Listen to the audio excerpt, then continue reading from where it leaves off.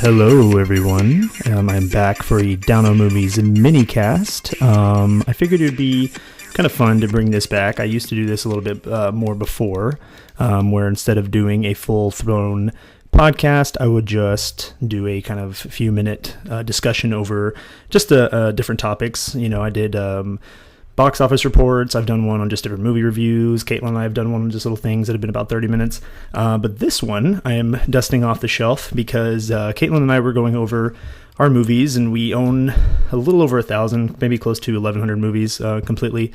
And we noticed there's a ton of movies that she hasn't seen. There's some that we own that I haven't seen, or that she has that I haven't, or whatever.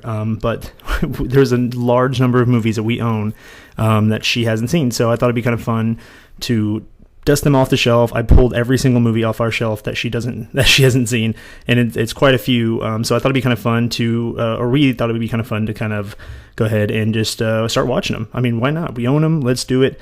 And so I pulled them all off, and so now I'm going to talk to you about the first one we watched, and a little bit of thoughts from her, and that little thoughts from me, and just we'll get it going. So the first movie we picked, we narrowed it down to two because I think there's a few hundred I pulled out, and the two we narrowed down to was Ghost, which is one that I've wanted to show her for a long time because she likes Patrick Swayze, and I like Patrick Swayze as well. And the other one was Starsky and Hutch, and her genuine reaction was, "What the hell is that?" She did not know what it was, which I completely forgot we even owned it. So shows that I have failed with showing her movies we own, because we watch quite a few, but based off of some of these more different ones that probably, I mean, this movie came out in 2004. I remember seeing it when I was like 13 or 14. And I don't think 14-year-olds now have ever seen this movie, and I don't think she's had any reason to ever watch this movie when it came out, so I thought I'd be the one to break the ice with her. And if you haven't seen Starsky and Hutch, it is based on the TV show, and it stars Ben Stiller and Owen Wilson. It is directed by Todd Phillips, and it's pretty funny. I think you can tell they love the source material. They based a lot of their comedy off of that, and you can tell, of course, because Ben Stiller and Owen Wilson are friends. They had really good chemistry on the screen. It also has Snoop Dogg as Huggy Bear, which is the kind of like, I don't want to say pimp, but he's Snoop.